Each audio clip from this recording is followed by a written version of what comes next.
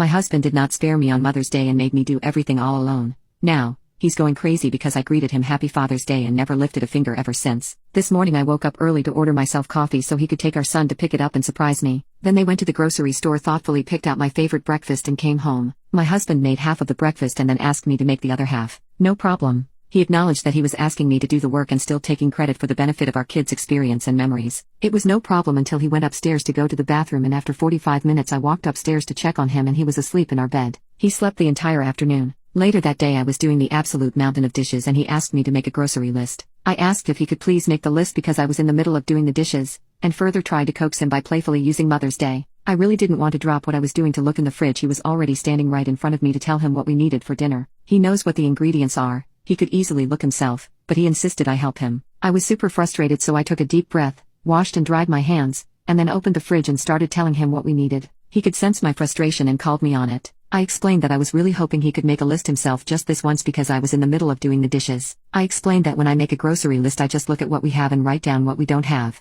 and I didn't understand why he needed my help. He started talking over me to say if I had a problem making a grocery list with him I should just have told him. I told him that I did communicate that with him, and he doubled down and told me that I needed to learn some patience. I smiled and said Happy Father's Day, because it was the nicest thing I could think to say. That completely set him off. He went off on me, refused to get ingredients to make our dinner, bought dinner for only himself and our kids, and has been giving me the silent treatment for over an hour. He says I went too far. Ada, Update 1. Since Sunday I have not lifted a single finger for baby Sinclair, my internal nickname for him, unless it directly impacts our kids. Every time he requests my help or to do something for him that he can do himself, I just use my absolute sweetest voice to let him know he doesn't need my help and I believe in his ability to complete the task himself. Then I smile and walk away. The third time I did this, he said I was making him uneasy. I could not help but to LOL, which made him announce that he felt more uneasy. I know it wasn't kind, but I calmly told him he was a pathetic human. I told him I'm sorry it has to be me, but someone in his life needs to tell him to grow the F up. I told him I care about him and I love him, but I will not tolerate being treated with disrespect even one more day. He said I was abusive. The actual audacity. I spared the divorce conversation.